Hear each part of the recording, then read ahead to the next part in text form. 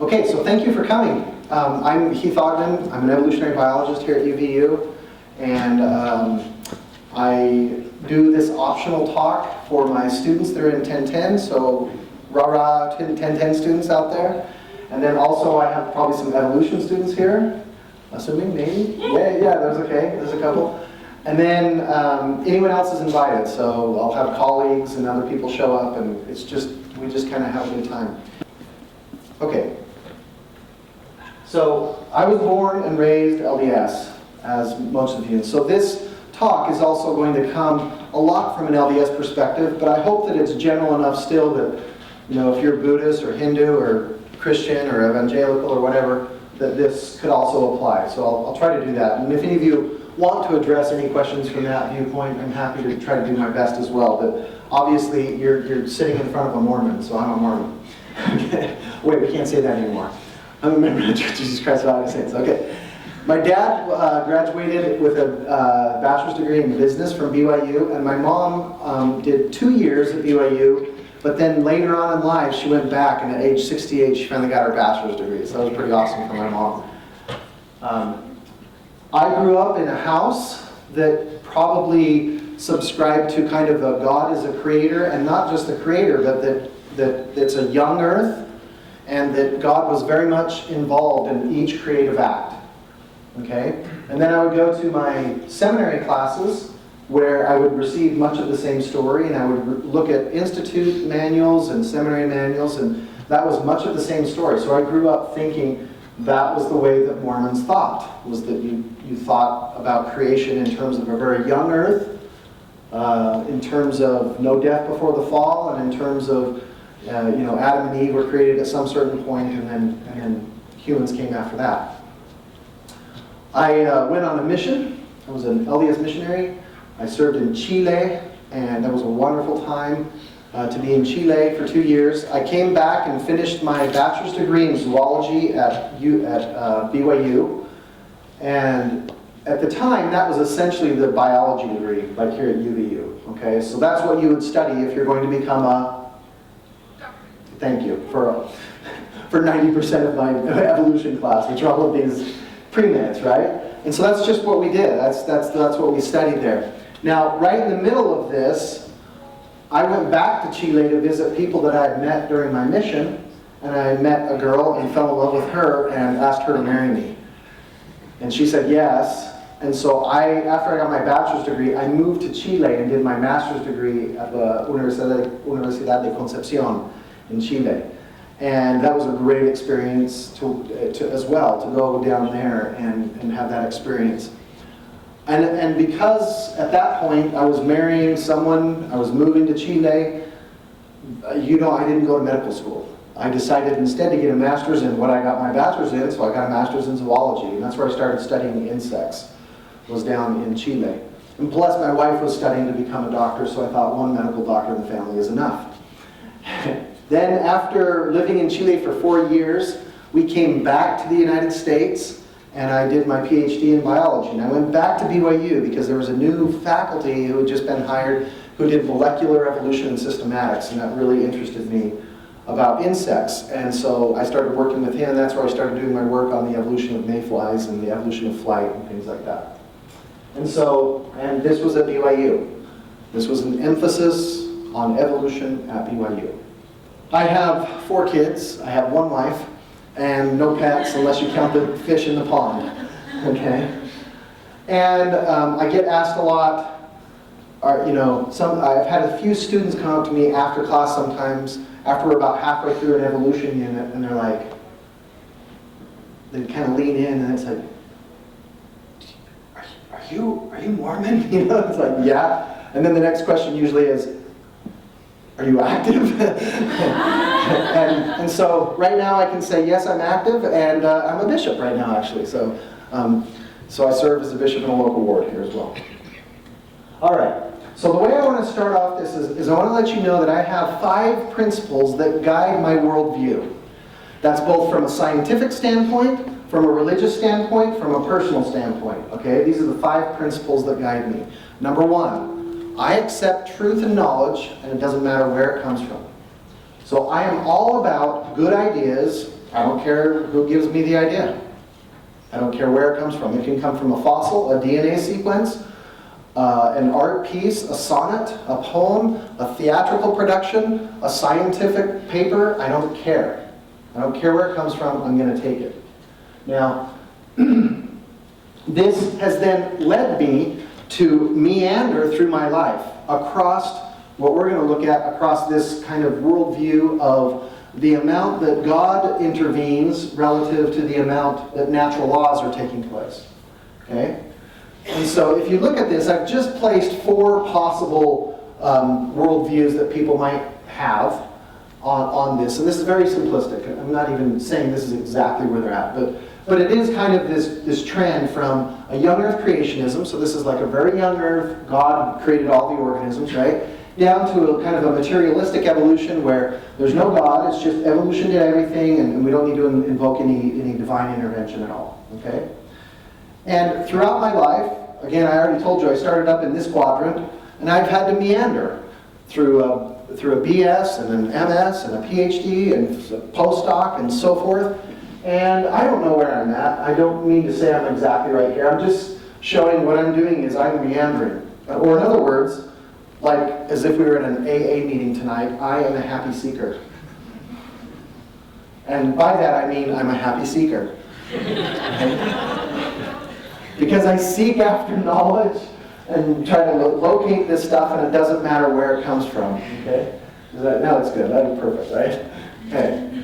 So I want to now just show, and this is just, again, if you're not of the LDS faith, it doesn't matter. I could pull up here Pope Francis's statements or Thomas Aquinas. I could bring a bunch of others from different religions, but I'm just going to use the Mormon faith for right now because I'm Mormon. You're in front of a Mormon.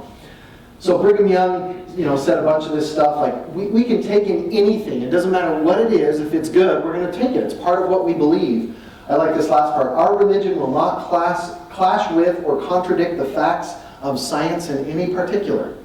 So there's one point of view saying, look, anything that is good knowledge, we want it, we take it. John Taylor, another prophet of the church, said, we are open to the truth of every kind, no matter whence it comes, where it originates, or who believes in it. I like that as well. And finally, this is one of my favorites, up at the Salt Lake Cemetery, you can go and see this gravestone of James Talmage, where he was an educator, scientist, apostle. I don't know if that was in any particular order, but I kind of hope so. And he said, within the gospel of Jesus Christ, there is room and place for every truth thus far learned by men or yet to be made known. That's a great tombstone. I love that. And so there's 3 examples of leaders of the church that are just saying, look, it doesn't matter where the ideas come from. If the ideas are good, we want it. We want it part of ours. Now, what ends up happening, though, is that as you meander your way through this life, you start to think that, or you start to find conflict between perhaps a worldview in religion and a worldview in science, or a worldview in your political party and the worldview in science, or whatever, right? So I'm going to show you 3 scenarios where religion and science seem to have conflict. And in my mind, these are the main 3. Number 1, you have accurate religion and inaccurate science. What would be the next one? The other way around. The other way around. So inaccurate religion and accurate science. And what would be the last one? Where it would most often happen, conflict. Inaccurate and inaccurate. Okay? In my worldview, whenever you would have accurate science and accurate religion, it would not conflict, or if it did, it would be very rare. And that's because I believe all truth is truth. Truth is truth, it doesn't matter where it comes from. Right? Now, what I really like is that in 2013, another leader in the church, Elder Uchtdorf, said this. And this was a really kind of a rare thing that sometimes leaders have said. Where he basically was like, look, I got to be frank here. There have been times when members or leaders of the church have simply made mistakes. And what this did is it gave us permission to say, look, when there have been apparent conflicts, it might be because the religion was wrong. It might be because it is inaccurate. Even though at first you thought, oh, that had to have been true because an apostle or a prophet said it. Right? And I really liked that Uchtdorf did this because it gave us permission to not immediately always just say, well, that has to be right because it came from someone's voice that I'm supposed to always accept. And I think that was a really powerful message that he gave us. Okay, so that's my first one. Now, just for a second now, everyone take a breath. How does that feel with you? I'll bet most of you in this room are like, fine. Like, great. Like, I love when I learn truths when I go to the museum and I look at art, or when I listen to songs, or when I pray or read the scriptures, or when I'm in my science class. I don't care. As long as it's a good idea, I'm going to accept it, and if it's a bad idea, I'm going to reject it. So I think that sits well with most people. Number two, I cannot, in my worldview, I cannot worship a God who is a deceiver or a cheater. Okay? I believe in a deity that understands and lives in perfect harmony with all natural laws. Now let me explain what I mean by this. And if you are not in my class, if you're in my class, you're going to see just a few things again, but if you're not in my class, I'm presenting it to you for the first time. But you need to imagine that I'm in the middle of the semester and I've been already doing 4 or 5 weeks of evolution at you. Okay, so here's a snippet of something that I might do in my class. We know that humans are most closely related to the rest of the great apes. We know this because we have DNA and fossil record and other things, but all of that shows that we share, for example, 98.5% of our DNA is identical to a chimpanzee. We also know that we have 46 chromosomes, 23 pairs, right? You all got 23 from your mom and from your dad. And the other great apes have 48 chromosomes, 24 pairs. So that means that the ancestor most likely had 48 chromosomes, and it was 48 and 48 and 48. But as soon as you started up this branch, somewhere along that branch, what happened? Well, you lost 2, but what would most of you are biology students. What would happen if you just lost 2 chromosomes? If any organism just lost, if you just took out 2 chromosomes, what would happen to the cells? Would they be viable? No, they would die. They would not work. So it's not just a loss. Somehow it's a rearrangement of the chromosomes. In fact, we know that what occurred was in the chromosome number 2 for humans, is this big long one. In the chimps, gorillas, and orangutans, they all have 2 small chromosomes that if you were to line them up, they match exactly, gene for gene, all the way down the chromosome with the human number 2 chromosome. So at some point along this branch, chromosomes fused. They fused together. 2 short chromosomes fused into a long chromosome. And that's how you go from 48 to 46. Okay? Again, so imagine, if you're not in my classroom, you got to imagine we've been setting you up for this for about 3 or 4 weeks. Here it is. This is the smoking gun. And this is really powerful evidence that Homo sapiens evolved. So there's one. And the point that I was making, I don't imagine a God who would allow this kind of evidence to be present if the answer weren't evolution. Because he's setting us up. Because as soon as you learn about this, you're like, whoa, that is really convincing. Well, wait a second, I thought that, right? So you see what I mean? I just can't imagine a God would do that. Let me give you one other example, real quick. We have lots of genes in our bodies, and many of them, of course, are still functioning. But we also have lots of genes that don't work anymore. They've been shut off. They've been turned off. Okay? One of the classic examples is the gulo gene, which is the gene that makes, you remember, vitamin C. Okay? Now, all of the other mammals, lemurs and lorises and tarsiers, these things, they all can make vitamin C. But the old world monkeys, new world monkeys, apes, and man, where do they have to get their vitamin C? Where do we get it? From fruit. We got to eat it.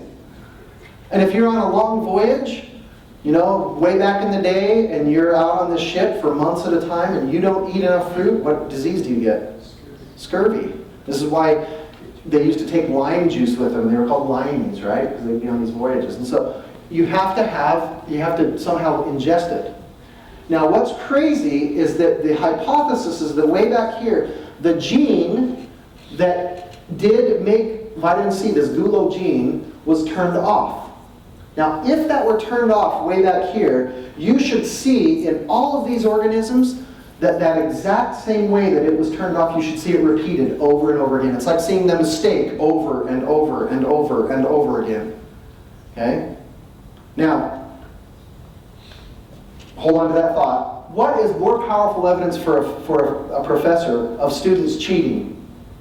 Students who get the right answer in the right way in the exact same way, or students who get the wrong answer in the exact same way? Getting the wrong answer in the same way. That's way more powerful evidence, because I expect students to get the right answer in the right way, just as, yeah, I expect everyone to have a gene that might do vitamin C and it's all working. But even that's still evidence for evolution. But what's even more powerful evidence for evolution is the fact that all of these organisms share that gene that no longer works, but it's turned off in the exact same way. And we know this because we can go in and look at the DNA, and we can look and find those mutations that turn the gene off, and it's in each one of those organisms. Why else would deity allow that evidence to be there unless it was evolution? I just can't imagine a God would do that. So those are two quick examples. Okay. My last three are just more personal things here. But they allow me to simplify my life such that I don't have to get caught up on little details that may be problematic. Okay, so here are the three things that I also live by. I want to strengthen my relationship with deity. I want to strengthen my relationship with others, starting with my family and then other people, my colleagues. And so what does that mean? It means trying to treat each other nice and with respect and having mercy. Okay, that's a really important value in my life, is to do that. The only people I can make fun of are my research students, and so then he's kidding to you. And then I also want to make and keep covenants. And that's kind of the end of what's important to me.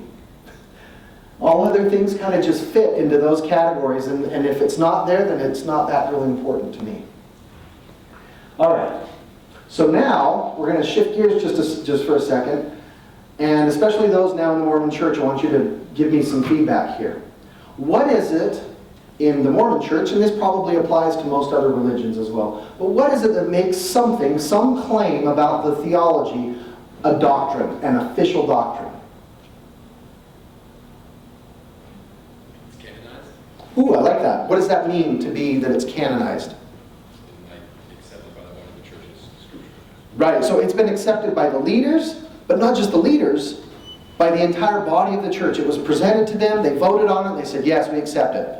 You know, Doctrine and Covenants, 138. That hadn't always been part of the scriptures. And then they said, all right, we accept it, it's now part of the scriptures.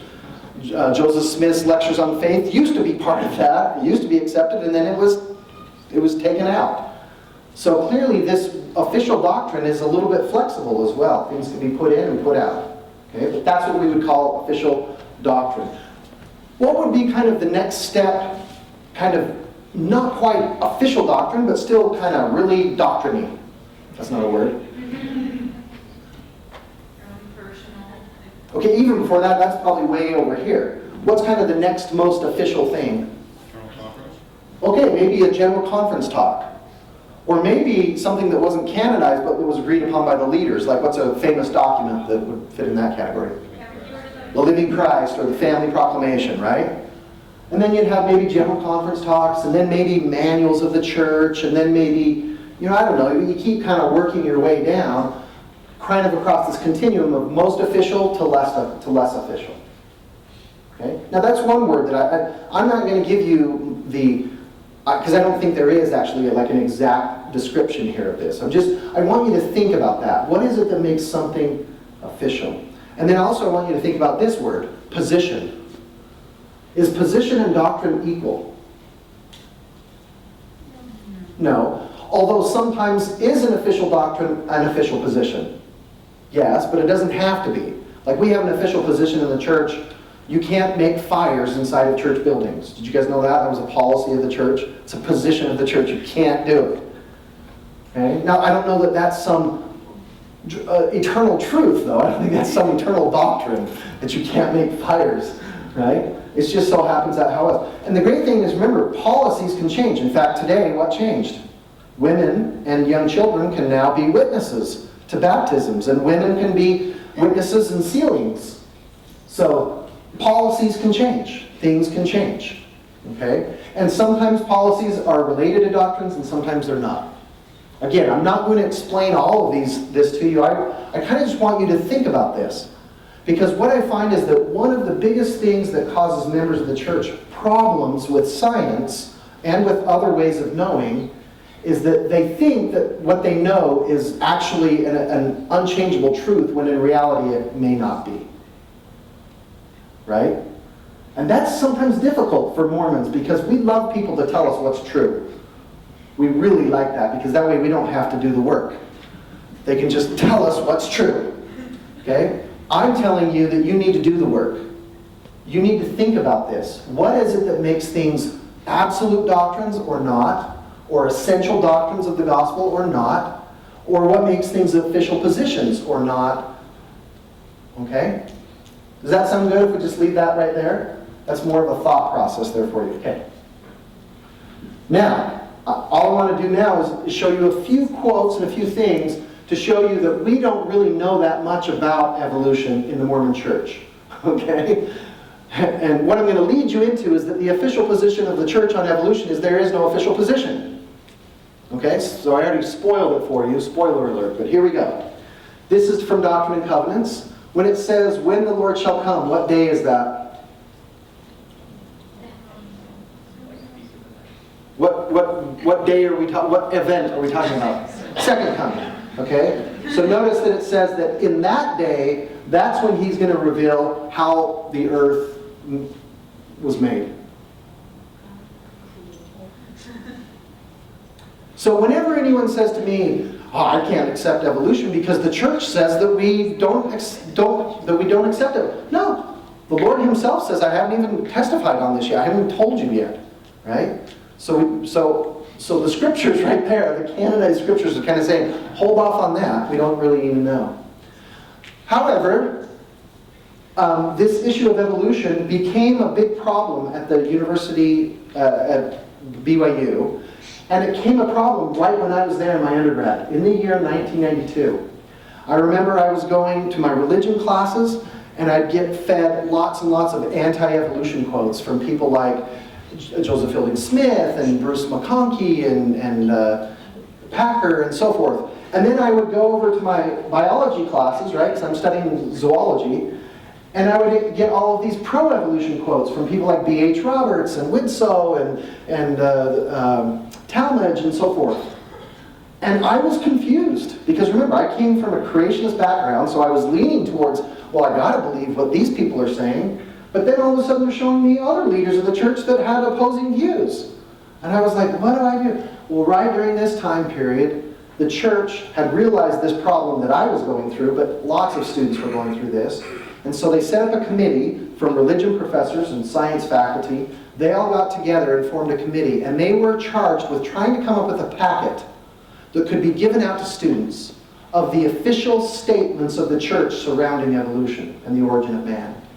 Well, they put together a packet that was pretty thick, not too bad, but it had quite a few statements in it. But they decided to keep their statements only to First Presidency statements or a prophet when a prophet was the prophet. So they actually limited, I mean, that left out a bunch of these anti-evolution quotes from Joseph Fielding Smith, because he said all of that when he was not a prophet. It also left out all the Bruce R. McConkie stuff. It also left out a lot of all of the B.H. Roberts and Widsoe and Talmage, because they were never prophets. And so they took those things and they sent them up the line. And what does that mean when you send them up the line if you're at BYU? Who does it eventually end up at? Who are the board of trustees of BYU? Huh? Yes, it's the First Presidency, the Quorum of the 12, and the presidency of the auxiliary women's organizations. And they looked at it, they thought about it, and they sent it back down with only these 4 statements. So they actually tore out even more stuff.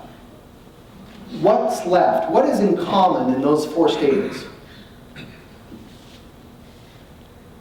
Can you see the 2 words that are common in each one of those lines?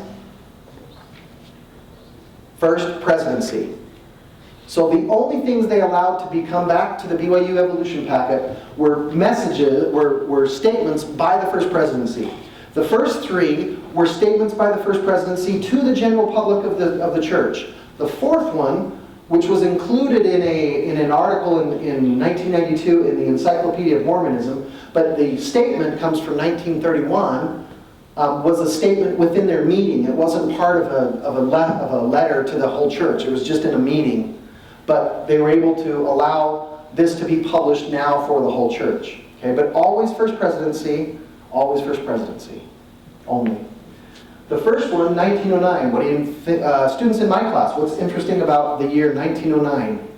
Think about 100 years before and 50 years before. 100 years before, who was born? Charles Darwin. 50 years before, what was published? Origin of Species. So the reason the church came out with this is because the media was going around to all the churches and saying, hey, Charles Darwin's 100th birthday, hey, 50 years since Origin of Species. What do you guys think about evolution? And so the church published this one, The Origin of Man. That is it's the longest of the four.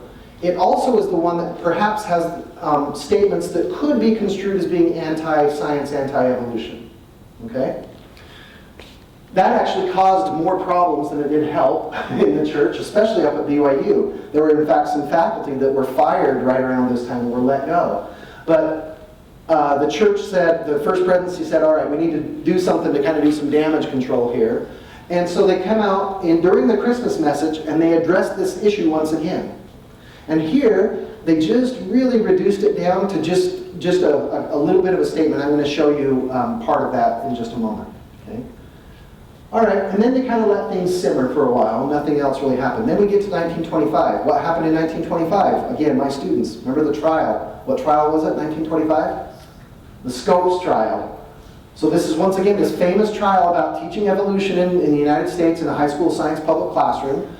And so the media, once again, goes to every religion. Hey, what do you guys think about this trial? What do you guys think? And so, once again, a different first presidency, this is different men at this point, come up with what's called the Mormon view of evolution. Now, this statement includes some of the stuff from here, but very little, and then that's it. It doesn't really add anything else. So they just took a subset of what was part of this statement, and they left out all of the what could have been construed as anti-evolution. Now, in the church, which revelation has more power? A more recent one or a more ancient one? Recent. This is why blacks have the priesthood, right? Okay? And so I would argue that this statement is perhaps the most recent statement, and it's also the statement that is the last time that a first presidency spoke to the general public as well. Okay? To the church, is kind of an official position, okay? That man is the direct and lineal offspring of deity. Man is the child of God. What does that mean? No, it doesn't say anything about creating his image here. It just says we're directly the lineal offspring of deity. How is that true for each one of you? There's a song, a primary song that maybe I can sing to help you with this one. Okay, but what is it about you that is directly from heavenly parents? Your spirit. Does your physical body have anything to do with your heavenly parents? Any direct connection to your heavenly parents? No, not at all. None. It's not like your DNA eventually leads back to heavenly... No. Your spirit. So what I find interesting is that this statement essentially is saying, look, what we're going to tell you is a position of the church has to do with the spirit side of it. The physical body, we don't know, and we don't have a position. Okay? Now, I want to come back to the 1910 statement just because I love this phrase in it. So again, they're trying to calm the waters here, and they're like, our religion isn't hostile to real science, because that's the way that it came across to many people. And so they're like, that which is demonstrated, we accept with joy. Does that sound like my first principle? Yeah. It's like, whatever's been demonstrated, we should accept. Now, have we learned anything about evolution since 1925? Yes. Did we know about DNA? In 1925? No. Right? We didn't know about, did we have all the fossil record that we have? No. Okay, so We've learned a lot about evolution since 1925, so I would argue that whatever we've learned about and which has been demonstrated, we should accept with joy. We shouldn't be trying to worry. We shouldn't be wondering why this is in contradiction to some leader that said something in 1950 that had no idea about all this stuff anyway and wasn't a specialist to begin with. So let's not worry about it. Now, even more recent, something else happened. In 2016, an article was published in the New Era. Now, once again, I don't know where a New Era article falls along this continuum of is it doctrine or not. But what was interesting about this article is that this is the title of the article, and there was no author of the article. So who in reality were the authors? The editors, right? Most likely. I mean, it seems like that's probably, I don't know. I asked to find out who the authors were, and they wouldn't tell me. But what I find interesting about this one is it says the church has no official position on the theory of evolution. Organic evolution or changes to species' inherited traits over time is a matter for scientific study. Nothing has been revealed. So again, I told you already the punchline here.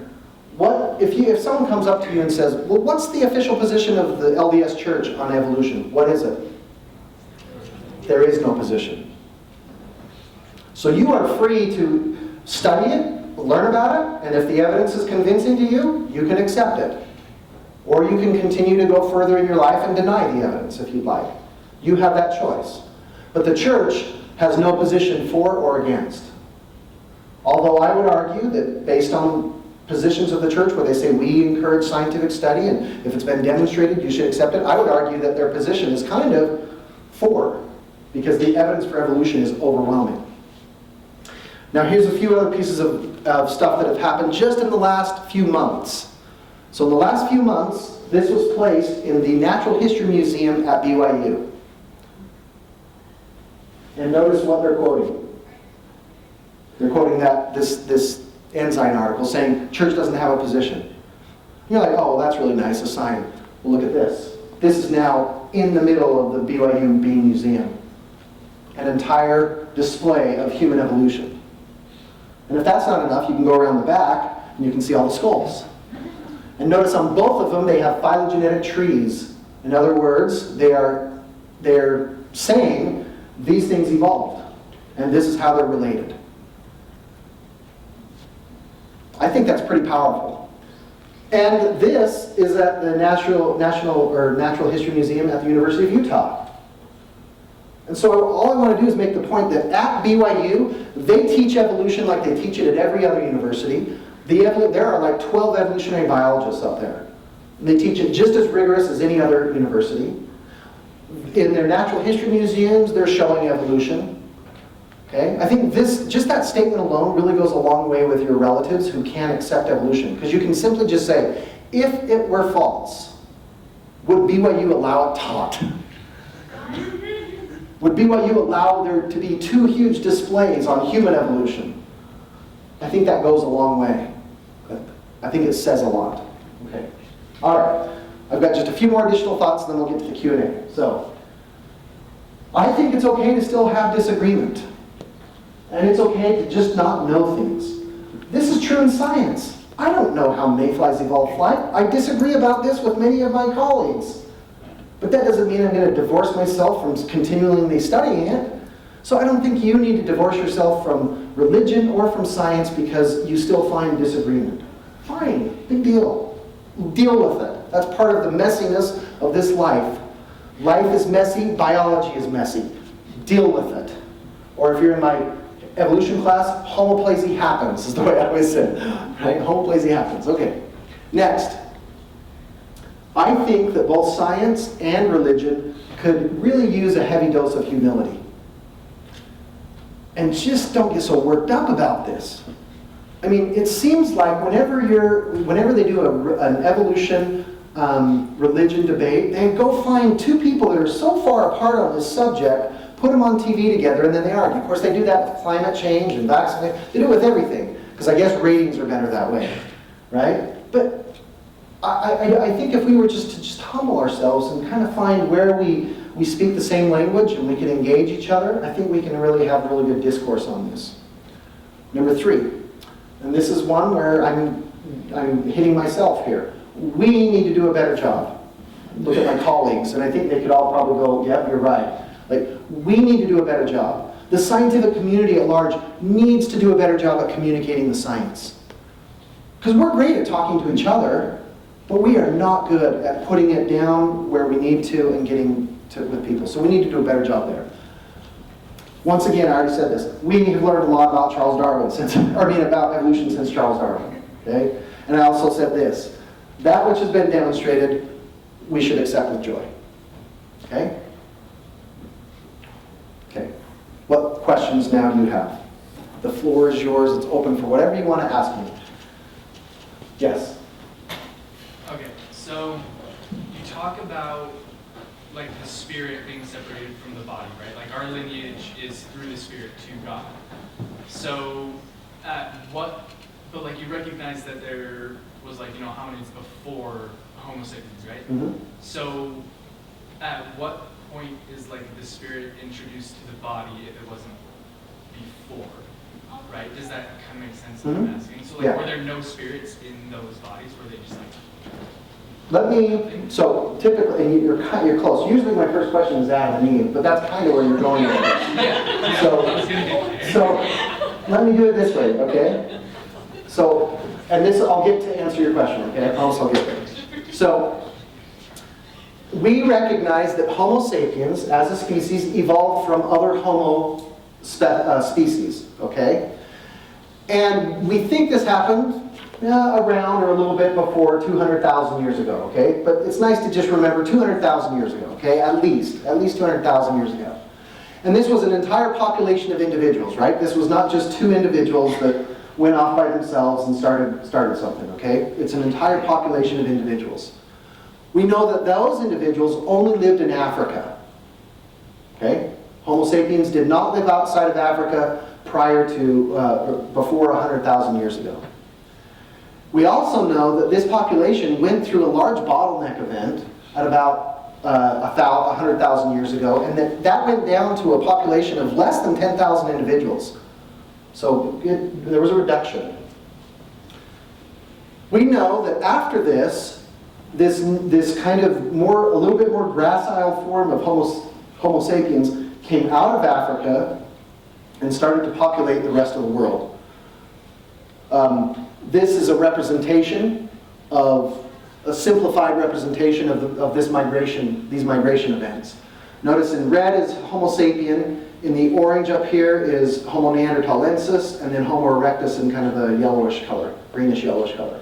So Homo sapiens comes out of Africa at 100,000 years ago and goes into all the rest of the parts of the world here, even coming over here in this continent, 15 to 12,000 years ago. Okay. We know that since that time, Homo sapiens has continued to reproduce at an exponential rate, and that now there are more than 7 billion people on the planet. We had a few times where there was still some reductions that occurred, like during bubonic plague, about 1/3 of the population died off during that time. But for the most part, it's continued to grow and grow and grow and grow until present day. Okay? Now that's what we know from science. So now the question comes then from the religion side and really from this Adam and Eve question. In the documents of the BYU evolution packet, there are these statements that are made. That Adam and Eve are the first man, Adam is the primal parent of our race. So this becomes a problem for a lot of kind of reconciling. Okay, well, what do we do about this? What do we do about that? Well, when did spirits enter? To me, it seems like there's lots of options to reconcile this. I don't know what the right answer is. All I know is that there are options. That you can still be a believer in Adam and Eve, and you can still accept all of the scientific knowledge that we know. Here's different. The common way that most people think about this is that Adam and Eve were created and then came out of the Garden of Eden near 6,000 years ago. Now that's what you accept, if that's what you think, if you do a literal reading of the Bible. So the first lesson that we have to do is we go, okay, not everything that's written in the Bible should be taken literally. I mean, if that's true, why are there 4 corners of the earth? I'm pretty sure the earth is spherical and not flat, even though there's still a flat earth society. Okay? So clearly there's certain things that are not to be taken literally. Other things I think you have to. If you're going to be a Christian, you have to take literally the idea that Jesus resurrected. I mean, that's just, you don't get around that. Okay? So this one I don't think is a very good probability, although it is a possibility. But if that's a possibility, you've got to find a way to deal with those kinds of thinking and statements. And you've got to accept that all of these other people that are before Adam and Eve were also Homo sapiens and also had, in my view, spiritual offspring of Heavenly Father and Heavenly Mother inside. You've got to deal with that somehow, and I'll get to that, how we might deal with that, okay? I think another option, though, if Adam and Eve were real people, is they could have been part of this initial 200,000 year ago event. And then they were placed into the Garden of Eden, right? Were Adam and Eve created outside or inside the Garden of Eden? Outside, and then they were placed inside. Many people forget that little detail, right? And then the Garden of Eden supposedly was this supernatural area where they were eating of the fruit of the tree of life, and so they could have lived forever or whatever. So, I mean, once you've gone down that rabbit hole of supernaturalism, then anything is possible, right? And so now that means they could have lived as any time. They could have come out of the Garden of Eden of any time within here. They could have. Or you could even push it back to maybe this 100,000 year ago event, the bottleneck event. That maybe they were part of that human evolution population that was going on. And then they were put into a Garden of Eden. I mean, any of those are possible. I don't know that any of those are correct. I don't know. I'm just saying it's possible.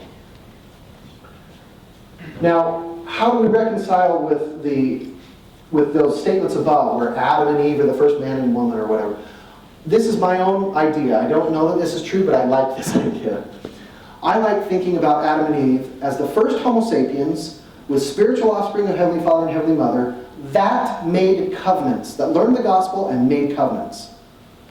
And so then it doesn't matter when you want to stick them along this timeline. If you want to stick them here, fine. And then what did they have to do? They had to go teach others the gospel and then try to convince them to also make covenants, to be baptized and so forth. And if anyone accepted those covenants and made those covenants, they could then be adopted into the family of Adam and therefore be part of that familial lineage of covenant making. Just as we are adopted into the family of Abraham when we're baptized, or we're adopted into the family of Jesus Christ when we're baptized. Right? Those are scriptures for that. In fact, this week we were reading in Come Follow Me, scriptures in Ephesians that talk about when you're baptized and converted, you become part of the family of Christ. So this doctrine of adoption is not new. I don't see why it couldn't apply to Adam and his covenant family just like any other covenant family. So for me, it doesn't really matter. It doesn't matter when the physical bodies of Adam and Eve were created, where they lived, how they lived. None of that physical body stuff matters. What matters is once they were all put together, they made covenants. And again, remember that was my principle number 5, covenant making. That's all that matters for me as well. And if you go to the temple and really think about it, that's all that the temple is about, is making covenants and trying to keep those covenants. That's the whole point of the temple endowment. Everything we do in the temple, in fact, is covenant making. Okay? Now, so I don't know if I answered your question, but in my view, all of these other people, I believe, are offspring of Heavenly Father and Heavenly Mother. I don't know that, but I've got to believe that.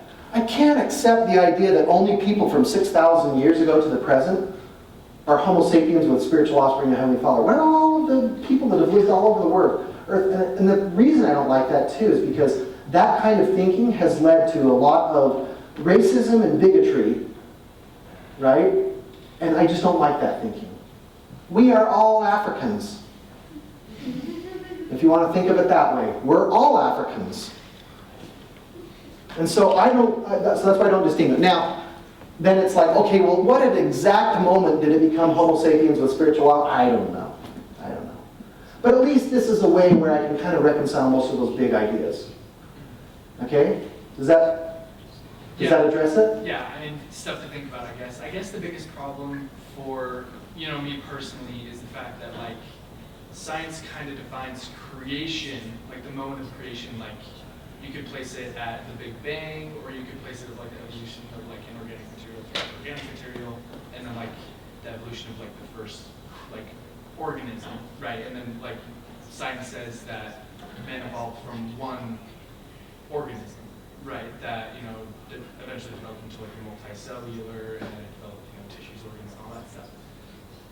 Whereas like the Bible says, God created man and woman in his image, like at this time, and then let him into the Garden of Eden, So like science and religion say that there are kind of like two different points of creation. And so I feel like there's a disconnect in between saying like, okay, well maybe like they just didn't have spirits until this point, maybe they like weren't, like consciousness or like awake. Yeah, but so all of these Homo sapiens are just like us, as smart as us, as conscious as us. Right. They just don't have technology like we have. So like where do you find the reconciliation between like creation, right? Because if evolution is true and religion is true, God says creation was... So I find it in that God is the creator, but in this sense. He lives in perfect harmony with all these laws, and you just let them happen. So in other words, God created all the diversity of life using evolution. Or he allowed evolution to just create all, maybe that's even a better way to say it. He allowed evolution to do it. But not that he individually went down and said, all right, I'm going to first create this, and then I'm going to come back down and create that. No, that divine intervention of God, I don't think that makes sense. Where God would come down and do that over and over, especially when you take into account that what lives on planet Earth today, we have maybe 30 million species on the planet today. That represents less than 1% of everything that's lived on the planet. Right. So are you saying that he made all of these organisms and kept making mistakes all the time and just kept going extinct, extinct, extinct? I mean, that doesn't make sense, right? Yeah. So I guess from there, to kind of simplify what we're maybe saying is like God created like the one organism, and that one organism like evolved and like had a spirit, but like Adam and Eve were like the first covenant. Maybe, but we have enough explanations in science. We don't have to invoke God creating life or originating species through the process of evolution. What we know in science is sufficient for those kinds of explanations. So what you have to decide is, do you choose to believe that there is still a God all the way behind this? And it's your choice. In my life, I have just as many reasons to believe as to not believe. But I choose to believe. So I don't believe because someone's convinced. It's a choice that I've made. It's the kind of life I want to live. Yeah. So would you say that like maybe like, belief kind of fills the gaps for now? No, because I don't like the idea of trying to put God in the gaps. Because as soon as you do that, the fundamental Christians have done this for a long time, their God keeps getting smaller, smaller, smaller, smaller, because science keeps explaining more and more and more and more. I think it's this is just my way of thinking. I think the God that I believe in is God because he understands fully all of these laws. He's the best scientist out there. Yeah. And the reason that I can adore him and worship him is because he has learned to do all of that, while at the same time still maintaining his human-like characteristics of mercy and crying and feeling sorrow for when there's terribleness in this messy biology world. Yeah. Because otherwise, how do you explain all of the tragedies that happen, right? I mean, for me, that's one of the things I love about evolution is that it actually gives us these reasons of why there's such messiness in this world. And God's okay with that. He's sad when it causes tragedies, but he's okay with it. Because he knew that that was part of the price for free will, for the choice to choose, and to have this wonderful evolutionary process that would create all of the diversity of life. Yeah. So one final question. Yeah, no, that's great. I'll sit and answer your questions until whenever. I don't care. Yeah, so last thing is, for a long time, I had the opinion that science was either going to get to a point where it fully agrees with religion or it fully disproves religion. What would your opinion of that be? Again, for me, you choose to believe, and that is independent of what science is doing. Right, so would you then say that you'll believe that science will eventually catch up? Like as we receive more like I hope revelation, science as can we, explain all of study this more, stuff. I hope science that. can explain all of it. I hope it can. Okay. Because at some point, I want to be able to learn how to watch a world bring about diversity of life. I think that's going to be awesome. Right. Cool. Thank you. Yeah. Okay, so I got questions that will build up the questions. Okay. All right. So basically, we have other ancestors or cousins that died off, like Other hominins, yeah, that have been alive, yes. and when we say they must have So if you go back 50,000 years ago, there were at least 5 hominins still on the planet. okay. So the last hominin that probably was alive would have to be maybe Homo floresiensis, I'm guessing, at about 22,000 years ago, somewhere around there. Okay, I hope you can see where this is building. So basically, would you say that they had spirits? Or? I think they had spirits, but right now my opinion would be maybe they're not spiritual offspring of Heavenly Father and Heavenly Mother. Because Joseph Smith once taught that all things have spirit, that there are different degrees of intelligences that have always existed, right?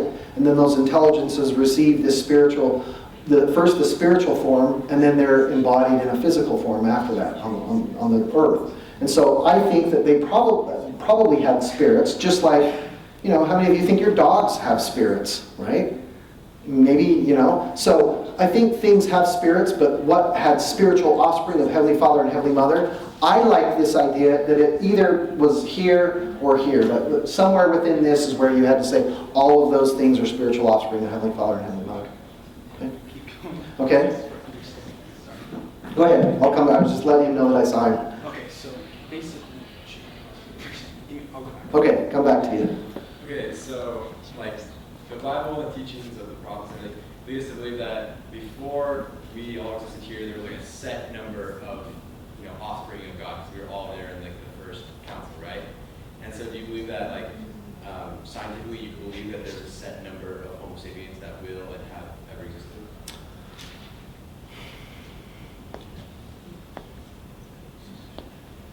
I guess you would have to then, you'd have to argue that was there a set number of intelligences to begin with, right? So I don't know. I don't know the answer. That's a good question. I've actually never really thought too much about that. I used to think a lot about this because I used to be like really worried about the second coming, right? And that at some point all of those spirits are going to run out, and that's when the second coming is going to happen or something like that. I guess I don't worry about that anymore. Yeah, I don't know. That's a good question. I haven't really thought about that one. So, I don't know. Is that okay? I'm going to say I don't know a lot. You're going to find that as a common answer here. Yeah. Did you come? Okay, I'll come to you, and then I'll come there, and then I'll come there. All right, so this builds off of it. So what my understanding, I could be wrong, I'll accept that. Some of the hominids had greater intelligence, great intelligence than Homo sapiens. Is that correct? Humans, as far as we know, are probably the smartest things that have been on the planet because they have the largest brain relative to their body size and with it organized in a very large frontal lobe. Homo neanderthalensis had bigger brains than us, but they also had bigger bodies. Blue whales have bigger brains than us. I understand that. Right? So it's not just about the size of the brain, it's the size of the brain relative to the body form, to the body size, and to how it's organized. We have a neuroscientist in here, he could probably talk about more about. The real question is, are dolphins smarter than we are based on the same principle? Do they have a bigger brain to body mass? It's close. The amount of gyri on both sides they have and great seeds. Elephants are getting close to. Yeah. But their body size kind of rules them out. Yeah. But they have big brains and lots of connections.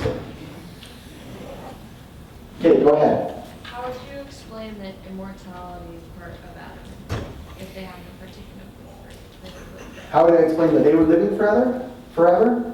Yeah, if they have a particular. Oh, well, again, this is one of those, once you've gone down this rabbit hole of supernaturalism, right? Inside of the Garden of Eden, I think that things were a little bit different than outside of the Garden of Eden. And so they were eating of the tree of life, the fruit of the tree of life, and potentially that was helping them stay alive. Now, I don't know the mechanism because the science doesn't know about it. But, you could come up with, we're getting better and better at learning what's causing aging. Telomeres are getting shorter and shorter on chromosomes. Maybe this fruit somehow added telomere length. I don't know. Right? All I know is that once you've gone down that supernaturalism hole, it's like, well, okay, they live forever. Okay. Right? Like that shouldn't be a problem. Yes? that I'm having trouble reconciling the image, being created in the image of God. Do you think we evolved into that image? I have this follow-up question. Okay, so this one also is one of these where we don't know what that really means. It's possible that God really has an image like a man. He's appeared to multiple prophets who have testified that that's the way that they see him, right? And so I think that's possible. It's also possible, though, that potentially he can change his form, maybe. I don't know. But let's assume that he is in the image of a man. It is not unlikely that evolution can produce a bipedal hominid with a big, large brain over and over again. That's not something that is unlikely. It's possible. Okay? It's also possible that when it says this, once again, it's an example of not taking things too literally in the Bible. And maybe what it really means when we're formed in his image is that we are formed in the image of a being who is rational, who can experience love and mercy and sorrow. Right? These godlike attributes that we all aspire to attain. Maybe that's what it really means when it says we were created in his image. Okay. Follow-up question. Well, let me make a statement and then a follow-up question. I was always taught that Christ was, to put in my own words, identical in image to Heavenly Father. And so, have you been to the temple recently? I haven't been. Oh. What's interesting is that in the recent years, all of the actors they choose are really different looking, but that's an aside. Okay, go ahead. And I asked you in class when we talked about how humans can still evolve, you thought it wasn't likely? No, I said humans are still evolving. No, yes. I mean, there was some talk about how you think there'll be some constant within our species because we're on Earth. Well, no, what I said is that I don't think that you're going to have a splitting of the Homo sapiens species into two. But are we evolving? Yes, we are still evolving. But it is possible to split. Sure, if you take a bunch of humans and ship them up to some other planet and let them live there for, a few thousand, or, well, maybe, I don't know, how long would it? It'd probably take 800,000 years or so. You could get a different species. So then could we not evolve out of the image of God? If it was a physical... Sure. Okay. Sure. Then how do we reconcile that with... We shrug and we go, I don't know, right? I mean, that's why I said, you have to come to on a lot of these questions, you kind of have to go, I don't know, but are there possibilities to reconcile it with what we know in science? Yes, there are. So I don't need to throw out my religion because of this one little sticking point. Now, if you don't want to have religion, that's fine too. That's a perfectly normal choice too. To just say, that's fine. I choose to just not worry about that. That's okay. Yeah, this isn't a divorcing religion or not a question. It's just a... Yeah. So what I'm getting at though is that don't get so worried about these little tiny details, right? I mean, I think all of those are possible. I just think that it's more about the spirit and the relationship that we have with God than it is about the physical bodies. I think we get so caught up on the physical bodies because that had to do with evolution that people just don't want. They want to know every little detail, or they just don't want to accept it. Yes. So I'm just curious, why would it be necessary for atoms to produce knowledge to people if for thousands of years before that, most humans are at that point of knowing people? So That's a great question. Yeah. And again, we don't know that. So science can't inform that question at all. I'm not a theologian, but what I would conjecture is something like this: that when they were put into the Garden of Eden. So I didn't even say this. Before I answer this. In addition to these possibilities, it is also possible and reasonable to just say Adam and Eve is an allegory. It's a story that they were not real people. Okay, but set that aside. Let's assume that they were real people and that they are now placed in this Garden of Eden. Just as we believe there's a veil of forgetfulness placed over you, why couldn't there have been a veil of some sort that was placed over them that put them back in that immature, innocent state, and then things went forward? So there's been there's plenty of ways to reconcile these kinds of things. We don't know, though. The answer is we don't know. Science can't inform us, and religion doesn't have a position on it. Okay? Yeah. I understand that a lot of what you're saying today is Okay, awesome. I'm just curious that, either, thinking from a perspective, just, as an evolutionary biologist, seeing how the world is diversified, which organisms do you think outside of the human race you really favor, just based off the evolutionary? That's easy, insects. No, actually, I really like orcas. I think orcas are awesome too. But yeah. I mean, I think it's all wonderful. And how awesome is it that God probably is still getting surprised at what evolution is making? Like, it still probably surprises him. Because I'm fascinated by it. Fascinated by what evolution does, how it does it. It's just wonderful. It's just wonderful, especially those wonderful convergent evolution stories, those wonderful sexual selection stories. It's just a wonderful story. And so I'm still fascinated by it. Does that kind of go along what you wanted? Yeah, sure. Okay. Yeah. Sorry, that's a few questions. That's okay, go for So it. when you're building your narrative, like, at least from what I believe, you presuppose God is real. You don't go into... I personally choose to believe that God is real. All right, so that's Yeah, I choose to believe that. I could be wrong, but that's what I choose to believe. Yes? I don't know how this fits into this whole discussion, but dinosaurs somewhere have got to fit into this, and I don't know how. Paul, you want to take that one? And for your sake, are they just a big insect? No, they're not a big insect. So, dinosaurs were a very successful group of organisms that lived for 250 million years here on the planet. And they died off, as did many, many others. Like I said, 99% of all of life has already gone extinct. They just got the rough luck of asteroids and volcanic eruptions that really affected them and the things that they eat. And so you had this cascade of things dying off, which affected others, and it just took them all out. Except for one lineage that continued to live, the birds. Birds are dinosaurs. Anything else, Paul? No. Are you okay? No. No? You can come and talk to me up in my office. Yes. So God just really hated dinosaurs, or do you think he really liked No, my own personal opinion is that God does not intervene at every little step. I think God intervenes more in our hearts than he does in the natural world. Last question, sorry. It's just, you inspired me. Why didn't God give dinosaur sentience or something? I don't know. How smart were dinosaurs? Really They smart. were pretty smart, but Yeah. maybe had they continued to survive, maybe you would have continually had more bipedal and smarter, and maybe they would have gone into the image of God at some point, and maybe that's where God would have put his spirits. I don't know. I was wrong. Or maybe he didn't like reptilian-like organisms, and so he threw an asteroid at planet Earth and said, let's reboot this system.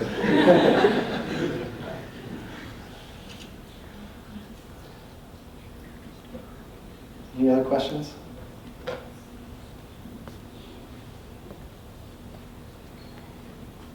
Okay, so that was Adam. Was that all Adam and Eve and dinosaurs? I guess I need to include that in my slide. Yes? What are some other common questions? Okay, here are the other common questions I get a lot. A lot of this is based on, again, this misunderstanding that occurred back in the 50s to the 40s to the 70s, when there were some loud voices that were anti-evolution and anti-science voices in leadership of the church. They published books and other things that were widely then translated into other languages, and it caused lots of issues. Things like death before the fall. And people were like, wait a second, evolution can't be true because there was no death before the fall.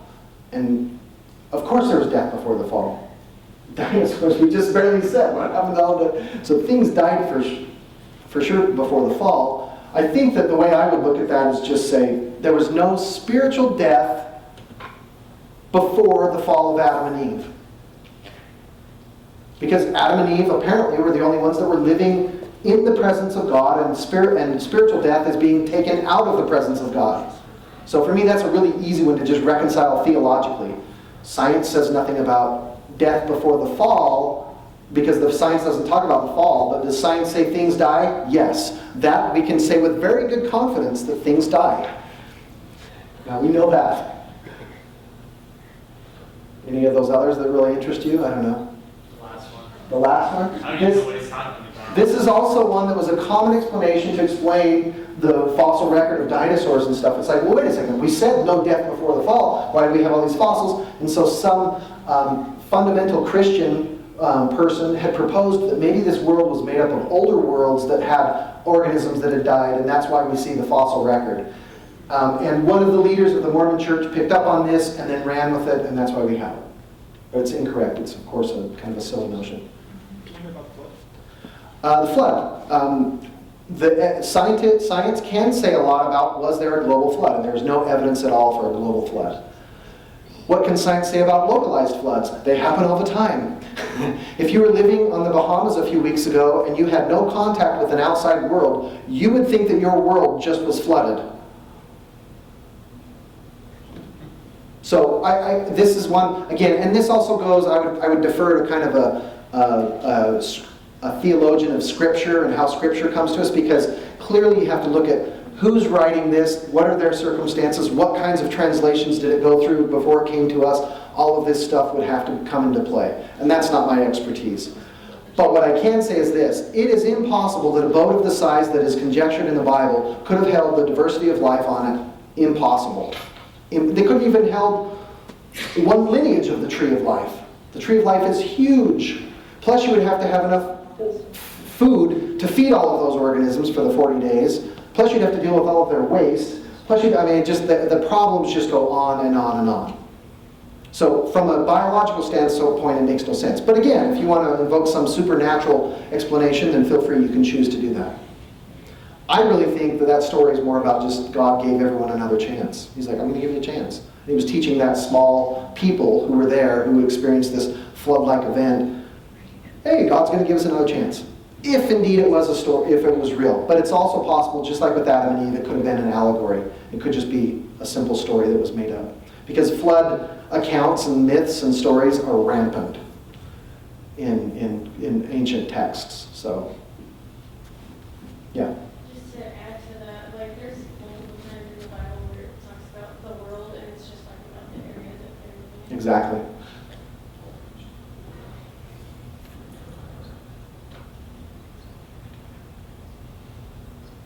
Any other questions? Okay. Yes.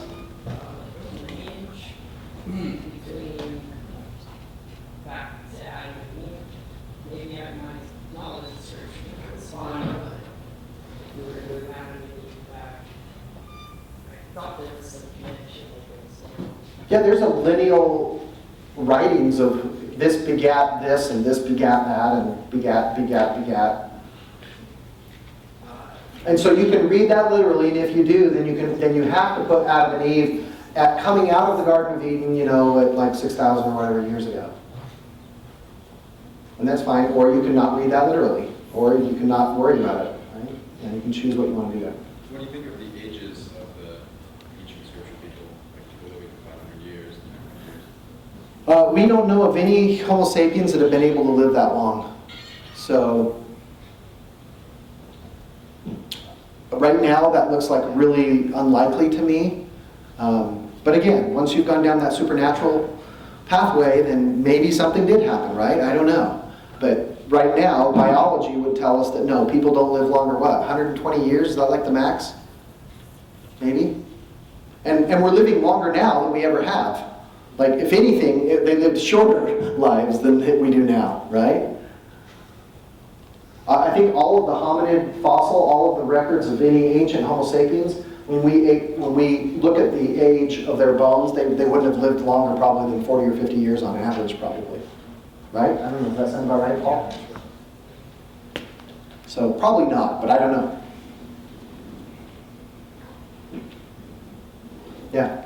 So that kind of leads to like my thoughts of time. I've always thought of, in Genesis, when they say the creation was 7 days, I've always thought about how the creation of the earth from the Big Bang to now has been kind of in very particular periods of how it was created. created. And I think God doesn't have time in the way we do.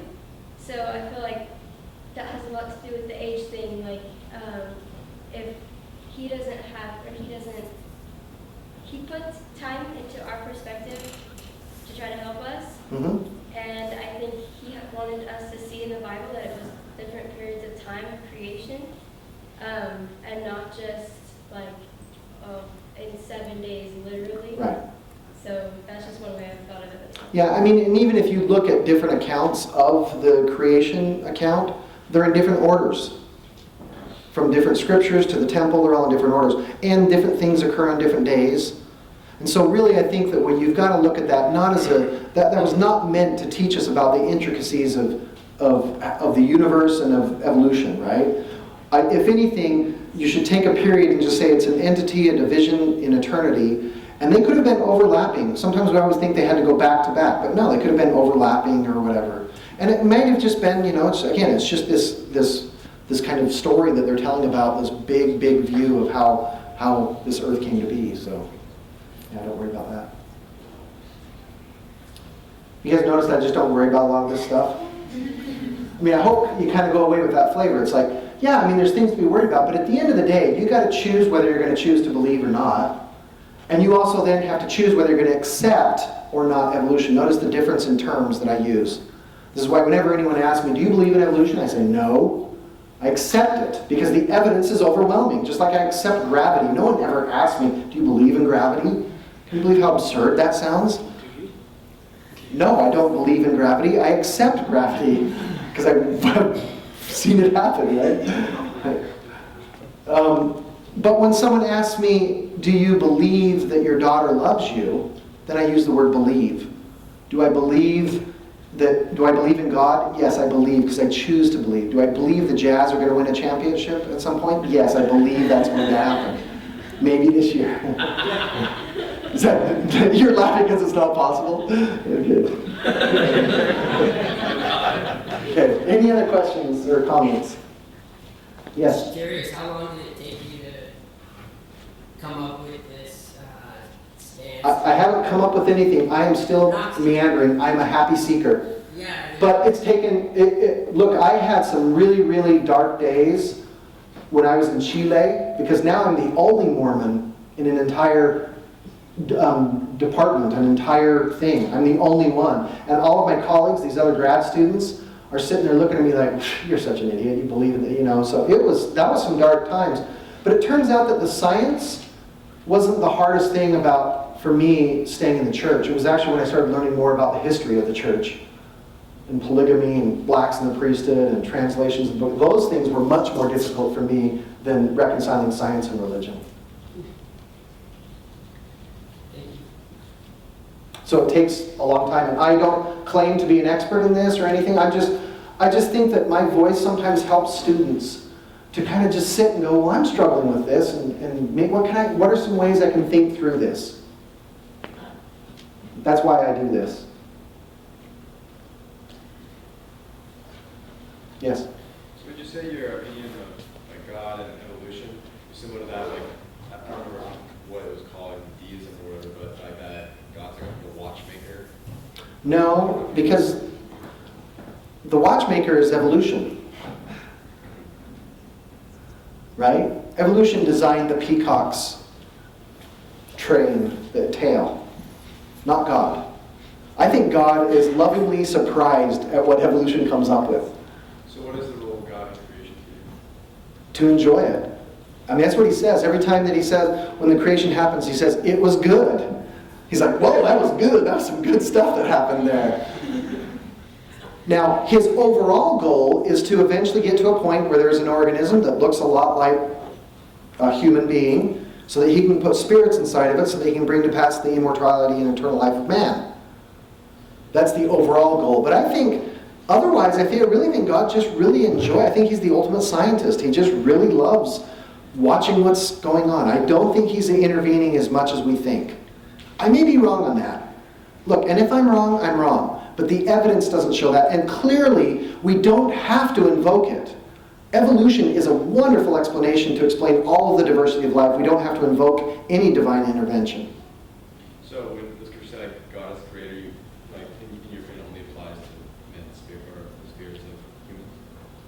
But my wife, this is where my wife, she would chime up and she would go, I think something different happened with humans.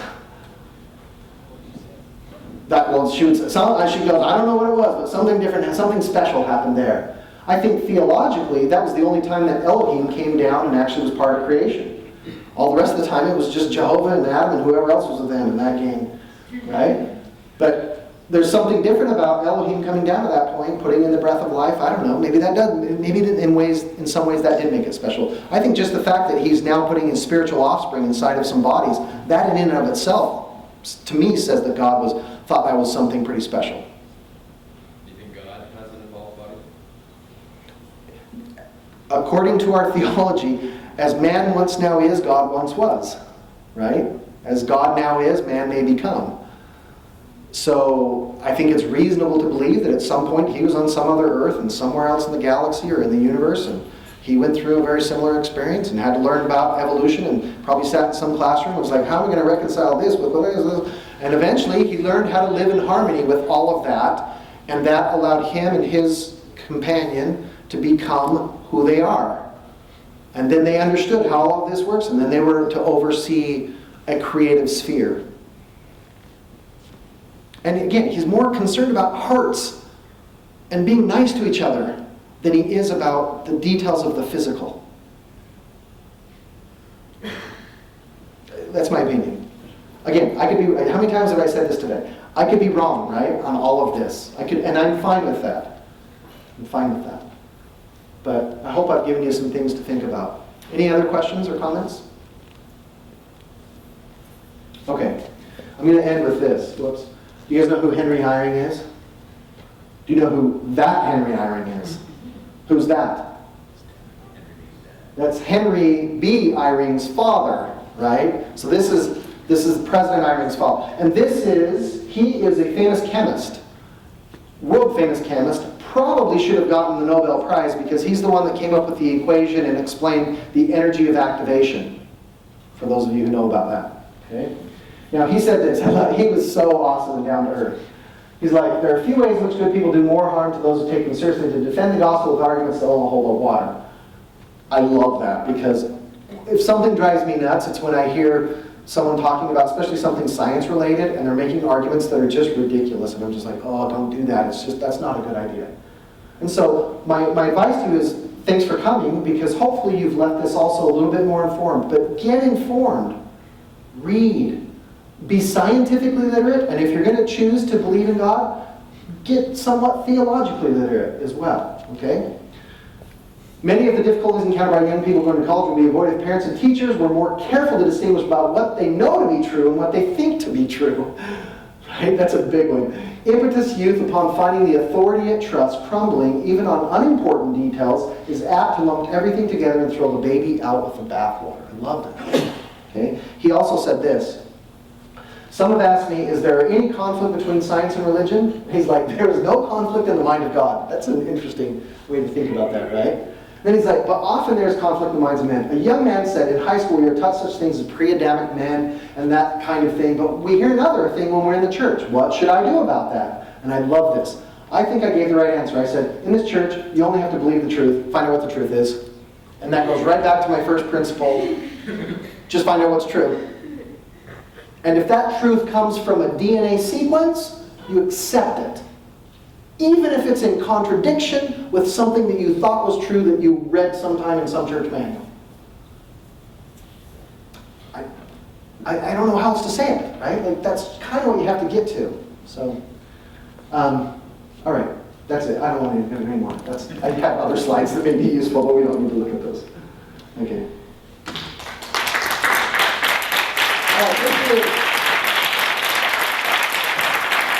So you are always welcome to come to my office and talk to me individually if you'd like to.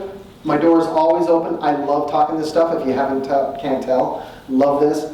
I wish you the best. And you know, this is for many of you is probably something that's really near and dear to your heart. That's okay, and it's okay to bumble your way through this. I've been bumbling for years, so don't be afraid of this. You guys can deal with this. So please, if you want to stay after and ask me any questions privately, I'd be happy to stay as long as you want. Okay? Thanks for coming. Appreciate it.